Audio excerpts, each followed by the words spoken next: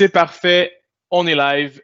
Bonjour à tous, bon après-midi, bonne soirée, bonne nuit, peu importe d'où vous nous écoutez. Bienvenue dans cette, pour nous au Canada, première session de l'après-midi. Une session par un très bon ami à moi, en plus, c'est merveilleux. Donc, Joris Faure qui aura l'occasion aujourd'hui de nous parler de comment collaborer en toute sécurité. Écoute, Joris, je ne vole pas plus de ton temps, j'ai une petite affaire en retard. Donc, je te donne la balle, le stage est tout à toi. Passe une belle session. Merci beaucoup Sébastien. Bonjour à tous et bienvenue sur cette présentation. Donc, comme le disait très bien Sébastien, présentation autour de la sécurité et de la collaboration. Donc, avant de démarrer dans le vif du sujet, quelques petites notes d'introduction. Donc déjà, si vous souhaitez, que vous êtes intéressé, il y a la SharePoint conférence qui va se dérouler à Las Vegas. Donc, ce sera en mars. Donc, si ça vous intéresse, bookez vos calendriers, puis n'hésitez pas à y aller. Il y a toujours de l'information très intéressante. Ensuite, un grand merci à tous nos sponsors, sans qui cet événement, bien entendu, ne serait pas possible. Donc, merci à eux, merci aux commanditaires.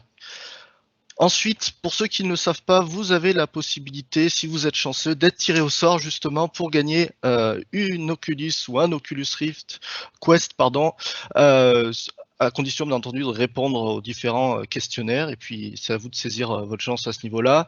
Également, un grand merci pour le suivi et la participation de la part de nos sponsors et puis de tous les donataires pour cette œuvre caritative. Alors, je vous propose maintenant de passer au vif du sujet. Donc, bonjour et bienvenue sur cette présentation. Donc, pour m'introduire rapidement, promis, je ne vais pas être très long. Donc, je m'appelle Joris. Je suis basé à Montréal depuis maintenant 5 ans. Alors, je suis originaire de la région grenobloise en France initialement, mais ça fait 5 ans que je travaille sur Montréal. Je travaille pour une société qui s'appelle S2I Canada, donc qui est une société, enfin un groupe international français. Et donc, ça fait maintenant 5 ans que S2I est ici à Montréal, puis donc j'ai rejoint leur rang à titre de directeur des services professionnels et solutions. Alors, j'ai quand même une spécialité avant de gérer tout ça, c'était tout ce qui va être collaboration, identité et sécurité. Donc, j'ai eu la chance de participer à la communauté finalement des MVP Microsoft pendant 5 ans. Donc, aujourd'hui, je suis un ancien MVP. Ça fait 2 ans que j'ai malheureusement quitté le programme. Mais en tout cas, c'était j'ai eu pendant 5 ans la joie de pouvoir rencontrer une belle communauté, puis de rencontrer les équipes produits Microsoft. Alors ensuite, pour rester en contact, vous avez un peu trois possibilités si vous le souhaitez. Alors premièrement, c'est mon contact LinkedIn qui va apparaître ici. Ensuite, bien entendu, je suis totalement joignable sur Twitter. Et puis, si ça vous intéresse de rentrer un peu plus dans les détails technologiques, alors ça fait un petit moment que je ne l'ai pas mis à jour pour être tout à fait honnête. Ceci étant dit, vous allez retrouver quand même un certain nombre de sujets attrait à la gestion d'identité et à la sécurité autour de l'écosystème Microsoft, donc sur le blog itchannels.com. Alors, si on regarde un petit peu le sommaire que je vous propose aujourd'hui, donc 2 grandes étapes, 2 grandes parties. Donc la première, c'est partir un peu sur l'introduction, sur finalement les considérations aujourd'hui qui vont être importantes en termes de collaboration et de sécurité. Et puis ensuite, on va passer plus concrètement sur quelles sont les actions que je peux mettre en œuvre, quels sont les produits côté Microsoft qui vont pouvoir m'aider justement à atteindre les objectifs. Donc, c'est parti. Donc, concernant un petit peu l'identité chez Microsoft, alors l'idée c'est un peu de faire une introduction générale, bien entendu. Parfois ça va paraître logique, mais parfois ça va donner une information un peu complémentaire. Donc déjà aujourd'hui, si on parle du challenge qu'on a tous, ce sont des applications à gérer et puis généralement ce que l'on va chercher à avoir, c'est une authentification unique. Alors c'est quoi l'objectif? C'est d'éviter de changer d'identité, de login à chaque fois qu'on se connecte sur une nouvelle application. Donc l'idée c'est de pouvoir gérer un ensemble d'applications ou de services au biais d'une seule identité, alors qui est finalement notre identité numérique. Ensuite, avec l'émergence du cloud ou de l'info nuagique, comme diraient mes collègues québécois, l'idée c'est pouvoir également avoir une collaboration au dehors de son organisation. Alors, c'est vrai que pendant pas mal d'années, l'informatique était vraiment traitée d'un point de vue intrinsèque à l'organisation, avec un périmètre vraiment interne. Aujourd'hui, c'est tout l'inverse. On a besoin de collaborer, on a besoin justement de collaborer avec des entreprises, que ce soit en B2B ou alors avec des clients en B2C. Ensuite, ce que l'on veut à ce niveau-là, c'est également que ce soit évolutif dans le temps. Alors, c'est toujours pareil, quand on démarre un projet, on a une idée bien précise, on a, avec un peu de chance, un cahier des charges bien établi, mais l'objectif de tout ça, finalement, c'est que ce soit, qu'il y ait une évolution dans le temps et que ce soit simple à garder et à mettre en œuvre. Ensuite, lorsqu'on parle un peu de sécurité puis d'identité chez Microsoft, on a, je dirais, 4 grands piliers qui sont la gestion des identités, donc avec le fameux produit Azure AD Connect, hein, on le connaît tous, c'est l'outil qui vous permet de faire votre synchronisation entre votre environnement sur site puis l'environnement cloud. Un autre outil qui est très utilisé, c'est la partie ADFS pour tout ce qui est fédération d'identité. On gère bien entendu à côté de ça des annuaires utilisateurs, que ce soit Active Directory, la partie plus LDAP avec ADLDS, puis on a un second Active Directory maintenant qui est dans le cloud qui s'appelle Azure AD. Puis on va pouvoir rajouter également des services pour gérer les privilèges tels que Azure PIM. Donc ça va vous permettre de gérer, contrôler et monitorer tous les comptes que vous estimez sensibles. Et généralement, on parle de comptes à privilèges. Ensuite, si on regarde un peu plus la protection périmétrique, donc on se retrouve bien entendu à pouvoir gérer les identités via AD Connect. Alors, pour ceux qui ne connaissent pas, il y a MIM également, c'est Microsoft Identity Manager, le nouveau nom de l'ancien produit qui s'appelait Forefront Identity Manager, pour tout ce qui est gestion de l'identité au sens premier. Puis ensuite, on a la gestion des périphériques avec Intune, et je dirais, si on est encore dans un environnement sur site, System Center. Quelque chose que l'on va aborder beaucoup plus en détail aujourd'hui, ça va être AIP, donc Azure Information Protection. Donc AIP, ça a une vocation de plus protection finalement de la donnée. Donc on va justement aborder cette thématique aujourd'hui beaucoup plus en détail. Puis ensuite, on a une gestion des menaces, que ce soit sur site ou dans un contexte hybride ou cloud, avec ATA et ATP. Puis bien entendu, on pourrait intégrer et introduire Azure Sentinel, etc. Ils ont quand même, Microsoft a quand même aujourd'hui une très belle suite de services et de produits pour pouvoir vous aider à sécuriser tous vos écosystèmes. Alors bien entendu, aujourd'hui, la thématique va être plutôt portée sur la collaboration. La sécurité est quand même une thématique assez vaste, on pourrait en parler facilement pendant plusieurs heures. L'orientation qui a été prise aujourd'hui, c'est vraiment de l'orienter sur la collaboration et l'organisation. Alors pour finir un peu sur les éléments plus d'introduction générale, il y a toujours différents scénarios lorsqu'on évalue un petit peu le passage dans Office 365, si on l'est pas ou si on s'y intéresse, c'est la partie hybride. Alors là aussi, il y a différentes méthodologies d'authentification. J'introduis également la partie PTA, Pass-Through Authentication, qui est disponible avec Azure AD Connect. Donc l'idée, c'est toujours pareil. On a l'écosystème sur site, on a le cloud, on a la possibilité d'être hybride, mais dans quelle mesure tout ça fonctionne? Donc aujourd'hui, on va partir d'un constat assez simple, c'est que depuis pas mal d'années, et encore plus avec le contexte actuel, la possibilité et la capacité qu'ont les entreprises à collaborer se voit encore plus grand. Et je dirais qu'aujourd'hui, il y a différents défis qui s'offrent, je dirais, aux directeurs techniques, ou du moins aux services informatiques, c'est de pouvoir accompagner finalement l'organisation dans sa transformation digitale. Et un des enjeux majeurs qu'on va avoir, c'est justement de pouvoir accompagner et mettre en place cette transformation digitale tout en la mettant en adéquation finalement avec ces utilisateurs-là. Aujourd'hui, donc, les directions informatiques ont principalement 3 grands défis, qui sont le premier défi, c'est un défi qui existe depuis maintenant beaucoup d'années, c'est le défi périmétrique. Donc, je dirais que c'est tout simplement la partie généralement la mieux maîtrisée de l'entreprise. Donc, entre guillemets, ça va être tout simplement la protection périmétrique de son système d'information. Ensuite, va se rajouter sur cette partie-là tout ce qui va être la gestion des appareils. Donc, la gestion des appareils, ça peut être autant des postes de travail que tout simplement des téléphones intelligents qui sont rattachés, bien entendu, à l'organisation. Et puis ensuite, le troisième grand défi qu'il va y avoir à gérer, c'est tout ce qui va être données hybrides ou alors tout simplement données qui sortent de l'organisation. Et là, c'est une toute autre paire de manches.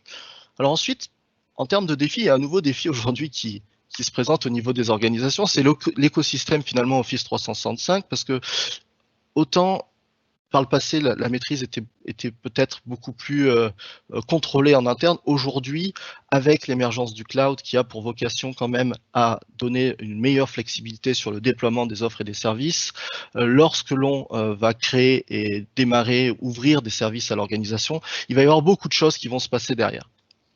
Donc, l'idée ici, c'est de dire tout simplement, lorsque un utilisateur dépendamment des politiques que vous avez en place, va vouloir par exemple créer un team.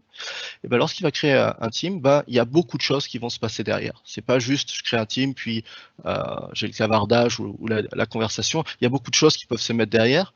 Et c'est d'autant plus important justement de prendre le contrôle de, je dirais, comment les utilisateurs vont travailler ensemble et qu'est-ce qui va leur être permis de faire. Alors, généralement, il y a deux grands scénarios qu'on retrouve à ce niveau-là lorsqu'on starte un projet Teams. Le premier, c'est que les organisations laissent l'ouverture complète pour la création de nouveaux teams. Puis le deuxième scénario, c'est que les organisations, sinon, ferment complètement la capacité aux utilisateurs de pouvoir créer des Teams.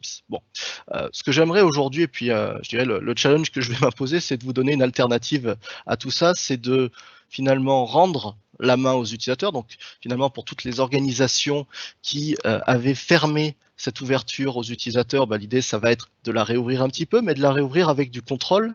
Et c'est le même scénario pour les organisations qui ont laissé ouvert totalement la possibilité de créer des teams. Ça va être de dire, oui, on va garder ça, mais on va quand même mettre du contrôle.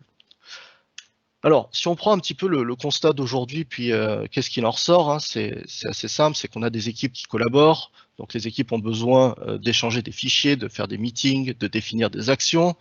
Au sein même de ces équipes, il y a des gestionnaires généralement, alors ça peut être managérial, ça peut être des gestionnaires de projet, et puis encore, si on rentre dans le détail de ces équipes, il va y avoir un ensemble de projets à gérer. Donc ce qu'on va viser à faire finalement, lorsqu'on va parler de sécurité et de collaboration, c'est de faire en sorte que tout ce beau monde travaille correctement ensemble et qu'ils aient la meilleure flexibilité possible pour atteindre les objectifs. Si je reprends un peu l'introduction que j'en ai donnée, si on suit un peu l'évolution de l'informatique et puis les objectifs finalement, un des objectifs des organisations de partir sur l'Office 365 au-delà de la partie financière, il y a quand même un intérêt flagrant à pouvoir proposer en termes de services informatiques, un peu comme un catalogue de services, finalement une offre de services préconfigurée et qui va permettre finalement de déployer facilement des services auprès de ses utilisateurs. Donc, pour parler un peu de ça, et puis généralement, c'est quoi les grandes thématiques qu'on retrouve lorsqu'on parle de tous ces éléments-là, c'est qu'on parle de gouvernance, donc c'est une thématique, je dirais, très très importante dans un contexte Office 365. Elle va permettre différentes choses, elle va permettre d'une part de reprendre le contrôle. Alors, reprendre le contrôle ne veut pas dire limiter puis perdre en efficacité, hein. Reprendre le contrôle veut tout simplement dire pouvoir assurer un certain nombre d'éléments, que ce soit des exigences réglementaires. Alors, généralement, c'est quand même pas mal ça qui drive la gouvernance, mais s'assurer que les utilisateurs utilisent les bons outils et puis puissent tout simplement assurer des exigences réglementaires.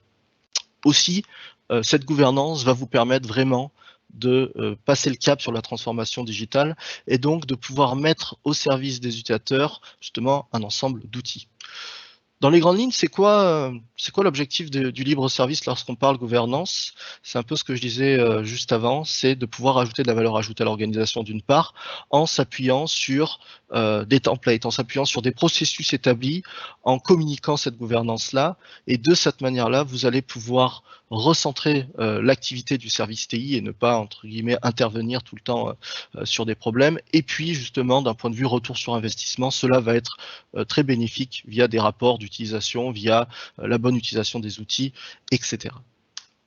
Alors, généralement, on parle de gouvernance, puis on a un peu toujours du mal à s'entendre sur comment l'interpréter, comment la définir, puis qu'est-ce qui est important de considérer sur un plan de gouvernance. Donc, j'aimerais vivre en théorie parce qu'en théorie tout va bien, c'est généralement ce qu'on peut dire au niveau de la gouvernance quand on arrive sur des projets et qu'on pose la question quelle gouvernance est en place sur tel ou tel sujet.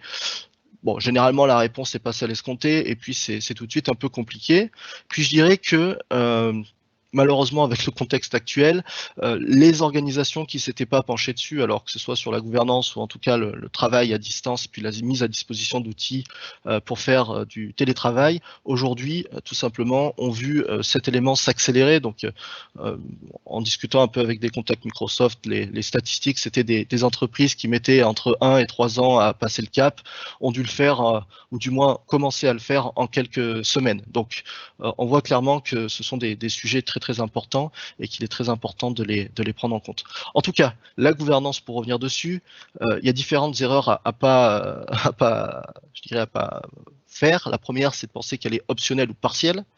La deuxième erreur, c'est de penser qu'elle se gère comme un projet. Donc la gouvernance, effectivement, lorsqu'on la démarre, on peut dire j'ai un projet de gouvernance, etc. Mais je dirais qu'on parle clairement d'amélioration continue, de gestion du changement, etc. Parce que finalement, la gouvernance est le reflet de votre organisation. C'est-à-dire que si votre organisation, et puis dans la plupart des cas, c'est ce qui se passe, est mouvante, c'est-à-dire qu'elle évolue, les services viennent, se créent, se fusionnent, se suppriment, votre gouvernance associée va tout simplement suivre toute cette partie-là. Donc elle s'adapte finalement à votre organisation.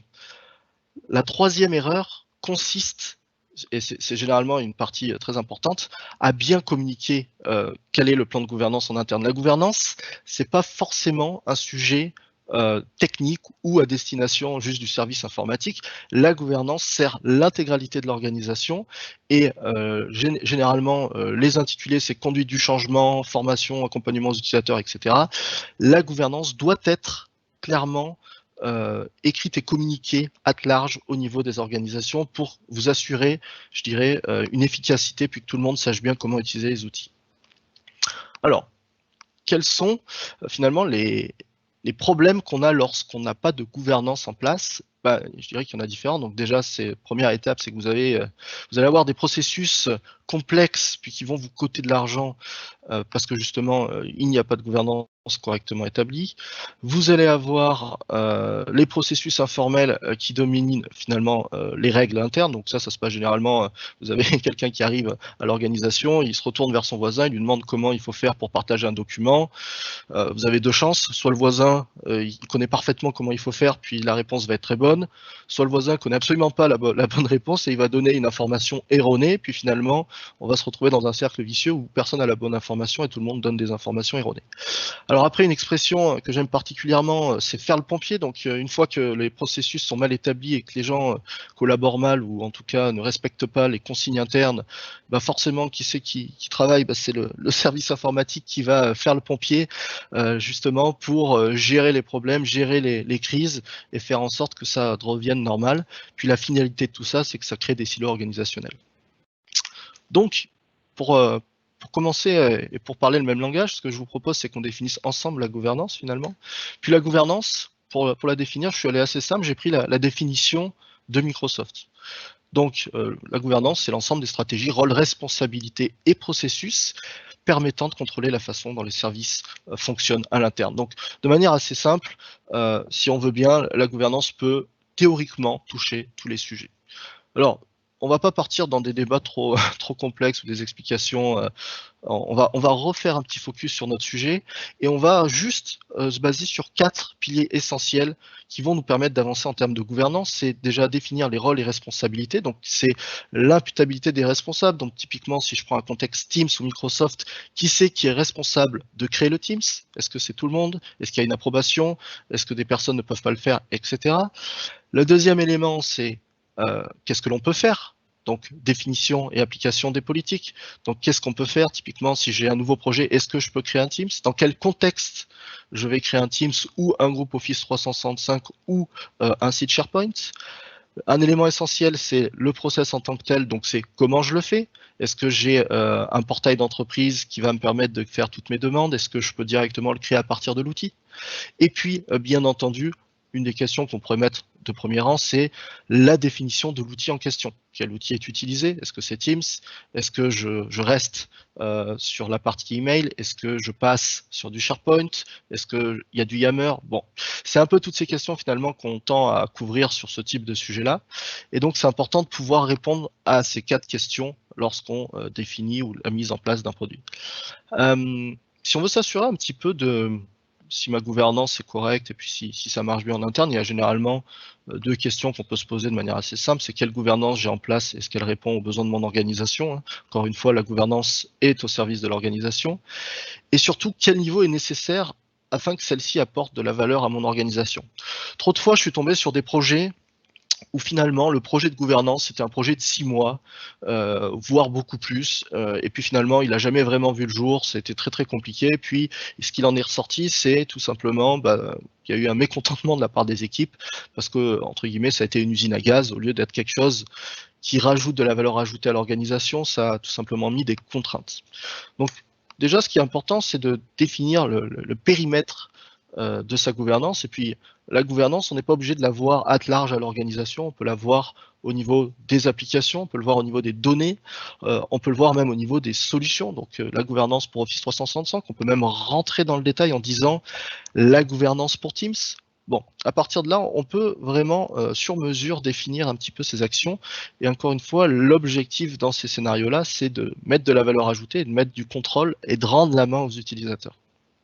Alors, si on rentre un peu plus concrètement sur la sécurité, donc finalement, là c'était un peu une introduction générale pour expliquer les tenants et les aboutissants de ce que l'on va couvrir d'un point de vue maintenant un peu plus basé solution. Alors, la première partie, donc, c'est la sécurité centrée sur les identités. Donc, 3 grandes étapes qu'on peut le voir. La première, c'est la protection dès l'entrée. Donc, la protection dès l'entrée, ça sous-entend qu'il y a un requis, c'est que l'identité soit correctement gérée. Mais si l'identité est correctement gérée, on parle après d'authentification et d'autorisation.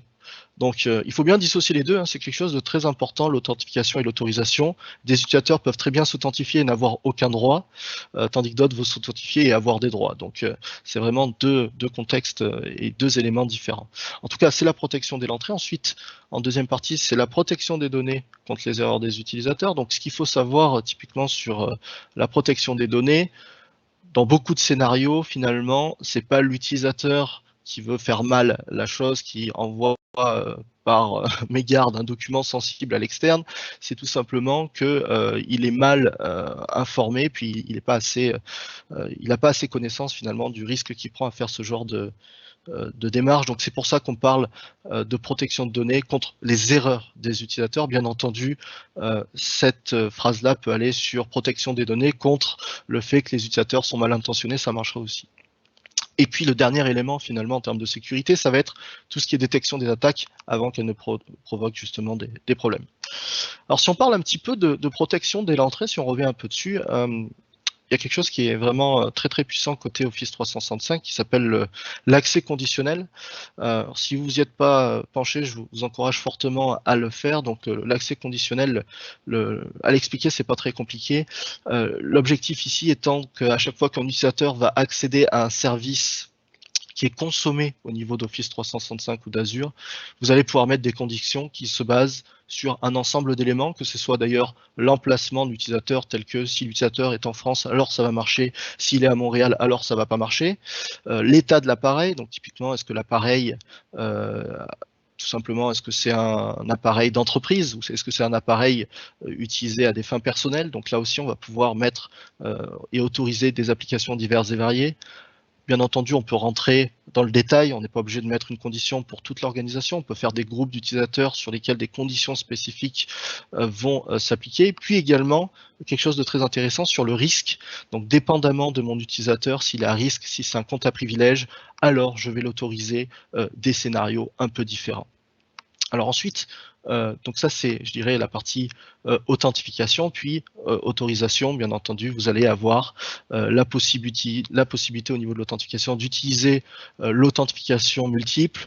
Alors, il y a plein de scénarios qui sont couverts aujourd'hui, hein. Vous avez la possibilité d'utiliser l'application Microsoft Authenticator pour avoir un double jeu d'authentification. Vous allez avoir la possibilité d'utiliser, je l'ai ici d'ailleurs, une clé Yubico si vous voulez avoir un token indépendant. En tout cas, alors après, il y a aussi la possibilité d'utiliser d'autres tokens. Vous allez vraiment, il y a vraiment beaucoup de scénarios qui sont possibles à ce niveau-là. Ensuite, protection des données centrées sur les erreurs ou en tout cas l'effet que l'utilisateur commette des choses qu'il ne devrait pas faire. Donc, il y a différents éléments. Il y a la partie Cloud App sécurité qui fait un peu office de CASB, donc de broker au niveau applicatif pour s'assurer que toutes les actions qui sont réalisées au niveau applicatif, au niveau du cloud, soient correctement et soient sous contrôle au niveau de leur réalisation. Vous avez la possibilité, bien entendu, d'interfacer vos périphériques Windows 10 ou alors encore les périphériques mobiles tels que les smartphones, téléphones intelligents, etc. grâce à Microsoft Intune. Et puis au niveau de la donnée, lorsqu'on va parler un peu plus de collaboration, et puis ça va faire partie de ma prochaine explication, la partie Azure Information Protection qui va permettre justement de protéger les données. Si on parle un peu plus de sécurité, un peu moins au niveau collaboratif, mais plus au niveau du périphérique, je glisse juste l'information. Vous avez aujourd'hui deux éléments principaux qui sont d'une part la partie ATA et ATP sur la partie détection sur site et dans le cloud, et vous avez également de côté cloud la partie CASB avec Cloud App Security. Alors, qu'est-ce que l'on va, maintenant je vais revenir un petit peu, donc maintenant qu'on a parlé de l'identité et comment on pouvait justement s'authentifier et gérer ça, je vais revenir sur la collaboration et comment un plan de gouvernance va pouvoir vous aider au niveau collaboratif. Donc généralement lorsqu'on parle de collaboration au niveau de Microsoft 365 ou d'Office 365 si on prend l'ancien nom, on va gérer trois grands éléments. Le premier va être le provisionnement. Donc le provisionnement finalement en informatique ça va être tout ce qui va être création. Donc lorsqu'on parle de provisioning c'est lorsqu'on parle de création.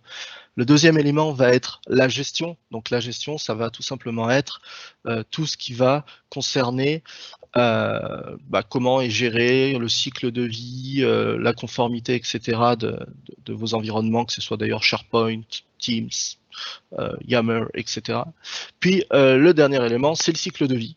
Donc, comme tous les éléments, il y a une création, mais également une destruction ou un archivage, ou du moins une recertification si c'est pas le cas. Donc, c'est un peu tout ça qu'on va viser au niveau justement de la collaboration et de justement mettre un peu de sécurité dans Office 365. Donc, si on rentre un peu dans les détails, qu'est-ce que ça veut dire? Ça veut dire que vous allez avoir un certain nombre d'éléments que vous allez pouvoir regarder et checker pour s'assurer que finalement tout est correct. Donc le premier élément, c'est on peut parler des conventions de nommage et également au niveau du provisioning, ce que l'on va regarder en élément vraiment intéressant, ça va être la manière dont les utilisateurs vont le créer. Alors, est-ce que lorsqu'un utilisateur le crée, c'est automatiquement accepté puis le team s'est créé? Est-ce que lorsque l'utilisateur le crée, ça part en approbation au manager ou au responsable du service? Est-ce que lorsque l'utilisateur essaie de créer son Teams, il peut le faire? Donc la réponse peut être également, les utilisateurs ne peuvent pas créer Teams, c'est uniquement les managers qui peuvent. On peut rentrer dans des scénarios plus ou moins avancés et complexes, bien entendu. Ensuite, qu'est-ce que va permettre justement ces règles-là? Ça va vous permettre d'éviter justement la duplication des Teams. Alors, nombre de fois, j'ai entendu justement des clients me dire, tout simplement, on a créé 2000 Teams, un peu trop vite, et du coup maintenant je sais plus justement où j'en suis rendu, je sais plus où sont stockés mes fichiers, etc. Donc l'idée de ça, c'est déjà d'éviter l'expansion tout simplement, mais également d'éviter la duplication des données. L'autre élément, c'est également la conformité ou alors encore du catalogage. L'objectif ici, c'est vraiment de pouvoir identifier qui c'est qui est responsable et comment je classifie mes teams. On s'entend qu'il peut y avoir des teams de projet, il peut y avoir des teams de service, il peut y avoir des teams qui vont être beaucoup plus sensibles avec de la donnée complexe et sensible gérée à l'intérieur. Donc tout ça va vous permettre, toute cette analyse et finalement cette gouvernance que vous allez appliquer vont clairement vous permettre de pouvoir identifier et cataloguer finalement vos teams et de justement monitorer peut-être différemment ceux qui sont plus à risque. Gestion continue et conformité. Donc ici, ce qu'on va tâcher de faire, c'est qu'on a créé dans un premier temps notre espace de collaboration. Maintenant, il faut le faire vivre. Donc le faire vivre, c'est tout simplement pouvoir s'assurer que dans le temps, le Teams est encore utilisé, qu'il est encore nécessaire. Et puis ce que je vais notamment, deux points importants ici que je vais noter, ça va être d'une part la possibilité de sauvegarder spécifiquement vos teams, parce qu'on s'entend qu'aujourd'hui, effectivement, dans un contexte cloud, on peut parler de haute disponibilité avec la donnée, mais lorsqu'on parle justement de sauvegarde, on s'entend que c'est à deux endroits différents, donc c'est deux cibles différentes. Alors après, est-ce que c'est un autre endroit dans le cloud, est-ce que c'est à demeure chez vous, ça c'est un autre sujet.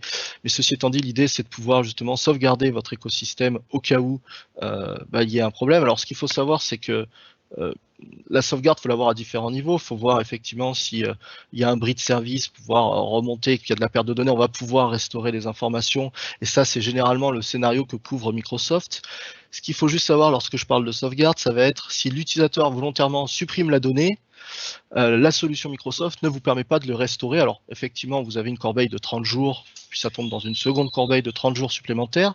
Ceci étant dit, c'est pas la solution de restauration la plus efficace. Donc, quand je parle de sauvegarde, c'est vraiment une sauvegarde au sens premier du terme, tel qu'on l'entend sur d'autres éléments qui pourraient être totalement d'ailleurs différents de Office 365. Ensuite, un autre élément très très important, c'est la recertification des accès. Donc la sécurité, au-delà de mettre des mécanismes, d'empiler des solutions logicielles pour vous aider, ça prend également une démarche, puis donc la gouvernance. Puis dans votre plan de gouvernance, il y a quelque chose que je peux vraiment vous encourager à regarder, à approfondir, puis à bien mettre en place. C'est ce qu'on appelle la recertification des accès. Donc la recertification des accès, qu'est-ce que c'est? C'est le fait de se dire, finalement, au bout de, alors je crée un Teams, mais au bout d'un certain temps, je vais m'assurer que ce Teams est encore viable et puis que les personnes qui sont à l'intérieur de ce Teams ont encore vocation à l'être. Alors qu'est-ce que ça veut dire? Ça veut tout simplement dire que vous avez la possibilité tout simplement de dire, par exemple, à tous les 3 mois, à tous les 6 mois, à tous les ans, je vais m'assurer, alors le gestionnaire, le directeur informatique, peu importe qui, finalement, ça c'est à définir aussi, mais va s'assurer justement que les personnes présentes dans le Teams ou dans l'espace de collaboration aient les accès et soient encore les bonnes personnes. De la même manière, cette recertification des accès ou alors cette recertification de l'environnement de collaboration va également vous permettre de définir si cet espace a encore lieu d'être ou alors s'il faut, par exemple, l'archiver ou le détruire.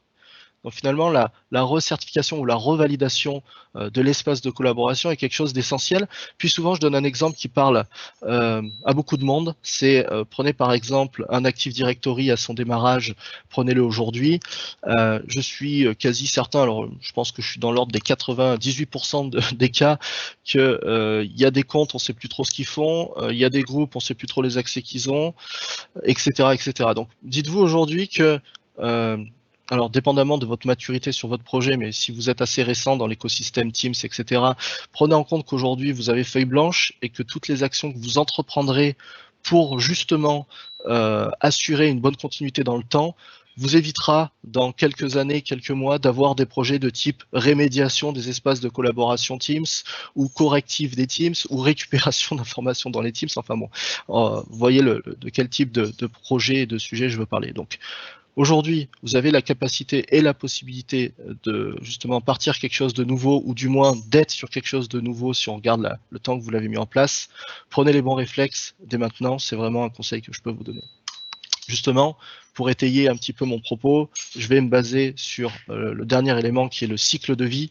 Donc le cycle de vie, c'est la définition des processus de fin de vie formalisés et potentiellement automatisé, et la capacité justement à détecter quand un espace de travail justement n'a plus lieu d'être, et comment je fais et comment je gère finalement la donnée, comment je la sauvegarde et l'archive.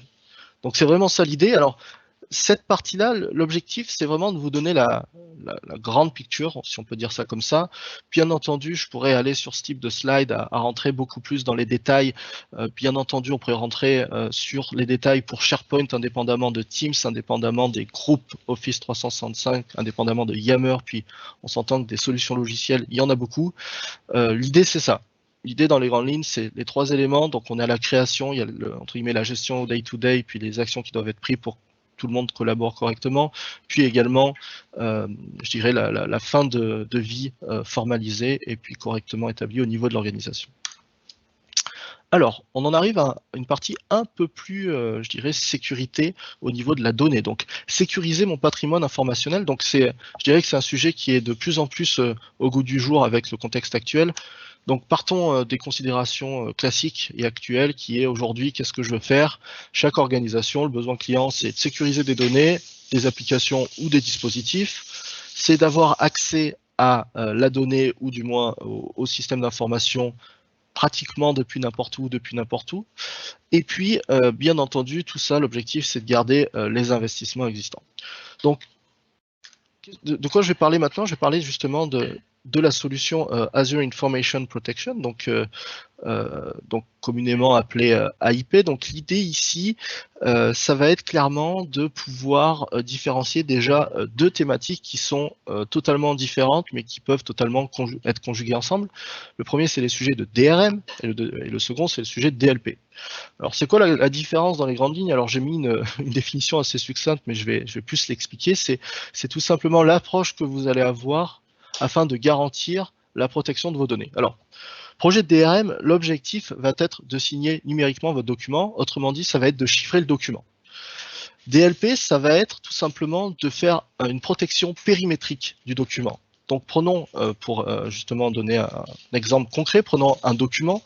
S'il est protégé par une approche DRM, le document va être chiffré, c'est-à-dire que du moment qu'il va sortir de l'organisation, seules les personnes identifiées pourront le lire, l'ouvrir, le consommer.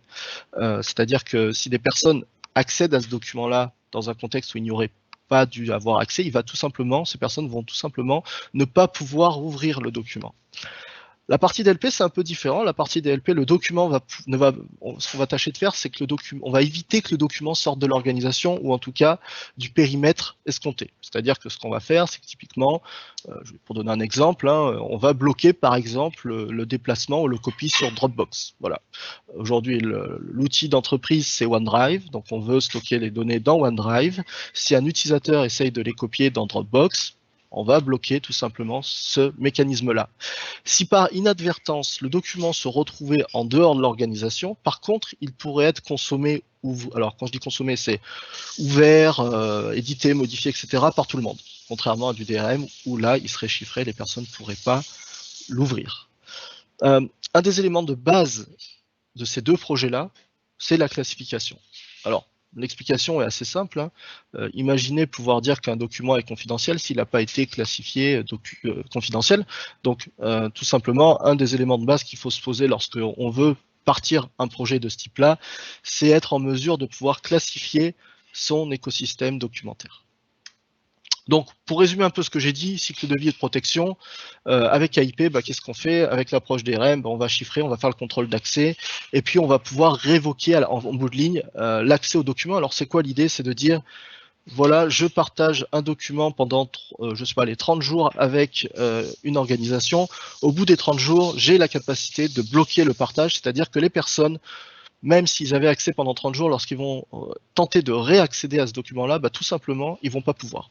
Ils vont pas pouvoir parce que comment ça se passe dans les faits, c'est qu'à chaque fois que le document est ouvert, il va justement contacter, si vous voulez, votre serveur pour s'assurer que la personne a les droits de l'ouverture à l'heure actuelle. Donc, si vous révoquez l'accès, si vous voulez, le document va aller contacter le serveur, mais on va se rendre compte que non, il n'a pas les accès, donc il ne pourra pas consommer le document. Donc, ce qu'on va viser à faire avec AIP, c'est le chiffrement, contrôle d'accès, application des règles de sécurité.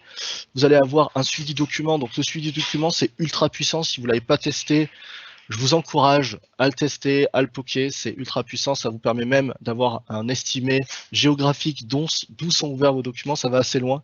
C'est un très très bon produit. Je vous encourage fortement à le faire. Et puis, l'idée de tout ça, c'est justement de pouvoir avoir un 360 degrés autour justement de votre data. Alors ensuite, lorsqu'on parle de sécurité de la donnée, on a toujours beaucoup de questions sur le modèle d'application. Et donc, à ce niveau-là, vous allez clairement avoir différentes possibilités. Ça va être d'appliquer automatiquement, finalement, un template basé possiblement sur le contenu du document. Ça va être également l'accompagnement de l'utilisateur en disant, attention, tu envoies un document, je ne sais pas, au service comptable, peut-être qu'on peut taguer ce document comme contact. Donc, ça va être finalement un tag basé sur des recommandations. Bien entendu, le document peut être reclassifié, c'est-à-dire qu'il peut évoluer dans le temps. Et puis, on peut aussi laisser le choix à l'utilisateur de manuellement créer sa classification et donc de proposer et de placer directement une classification. Donc, c'est quoi l'objectif de ça? L'objectif, c'est bien entendu de maintenir la visibilité du contrôle sur la documentation, de protéger vos données partout dans le monde, parce qu'on s'entend qu'aujourd'hui, et encore plus dans le contexte qu'on a vécu dernièrement et qui risque de durer un petit moment, ça va être de protéger vos données malgré le fait qu'un certain nombre d'employés et de collaborateurs travaillent à distance. Bien entendu, l'idée c'est de sécuriser tout ça. Puis l'autre élément, ça va être également de pouvoir élever la confiance que vous avez aux utilisateurs et de les rendre responsables. Si on synthétise un petit peu ce qui a été dit à date, ça va être la possibilité justement de définir des règles de ce type-là. Donc, on s'entend que c'est un mix des différents éléments que j'ai donnés. Donc, sur la partie tout en haut, on peut voir ici clairement le type de classification. Donc, est-ce que c'est un document de type secret, secure, interne? Alors, on peut dire est-ce que c'est un document ou alors est-ce que c'est un ensemble de collaboration qui est secret, sécure, interne, donc je dirais le niveau de classification escompté. Puis dépendamment de ce niveau de classification escompté, vous allez pouvoir appliquer un ensemble de règles qui va différer, bien entendu, en fonction du niveau de sécurité, donc tel que le partage à l'externe, la rétention, l'expiration, qui c'est qui est autorisé à créer et à collaborer sur ce type d'éléments-là, et puis la recertification des accès. Donc là, si vous voulez, il y a 4 exemples, enfin je dirais il y a 3 exemples de niveau de sécurité, puis 4 exemples de fonctionnalités, je vais dire. Bien entendu, chaque organisation a les siennes, et tout peut être, bien entendu, évalué et fait sur mesure en fonction de ce que vous avez besoin. Alors, on en arrive à la dernière slide pour laisser possiblement quelques minutes pour les questions. Concrètement, c'est quoi l'idée justement de la collaboration et puis de la mêler à la sécurité? C'est de s'assurer que l'identité est correcte, de s'assurer de la méthodologie que vous allez utiliser pour permettre l'accès et l'autorisation à vos utilisateurs. Puis, un élément très intéressant que vous allez pouvoir regarder, c'est justement comment vous allez pouvoir appréhender et mettre entre guillemets les règles pour pouvoir mieux contrôler votre organisation et ainsi avoir une sécurité adaptée en fonction des scénarios. Ce que ça va vous permettre, c'est vraiment, ce qu'il faut vraiment voir là-dessus, c'est que vous allez gagner en agilité. Les utilisateurs vont se sentir plus concernés, ça va justement encourager l'adoption. Et vous, d'un point de vue plus, allez, je dirais direction ou du moins service informatique, vous allez garder le contrôle. Donc c'est vraiment ça l'idée de ces différents sujets-là, c'est de mettre en place des mécanismes afin de garantir un certain contrôle et une certaine sécurité, tout en permettant aux utilisateurs d'avoir je dirais, une certaine marge de manœuvre. C'était la dernière slide. Alors, je dirais l'avant-dernière slide, pardon. La dernière slide, c'est tout simplement un merci. Merci pour votre participation. Merci d'avoir suivi cette présentation. Vous avez bien entendu l'entière possibilité de remplir un formulaire de satisfaction sur l'événement, puis également sur la présentation. Donc, n'hésitez pas, c'est toujours très intéressant de notre part. Ça permet de se bonifier avec le temps, on va dire ça comme ça. Et puis, justement, on va avoir quelques minutes pour les questions. Donc, par rapport aux questions. Hop. Alors, j'ai effectivement une question. Alors, je vais juste la lire avant de vous la restituer.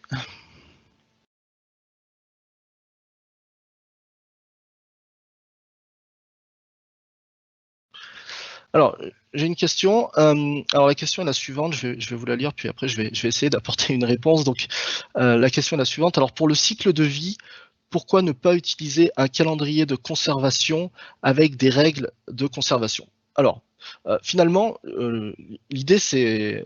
La question est très pertinente.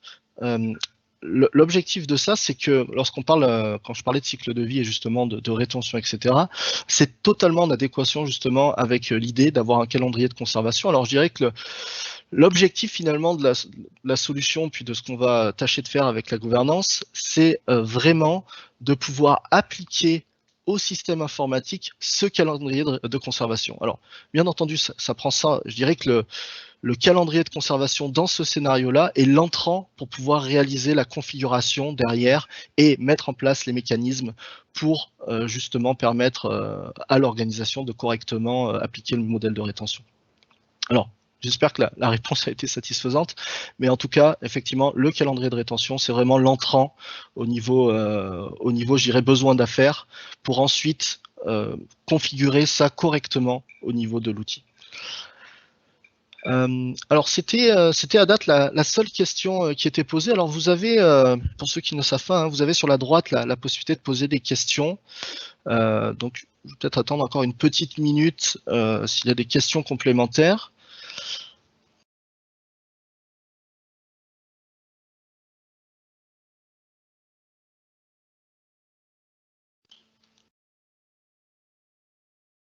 Alors, ça a l'air tout beau. Alors, comme je le disais tantôt, je vous remercie tous pour votre participation et puis je vous souhaite une agréable soirée, journée, dépendamment de où vous vous connectez.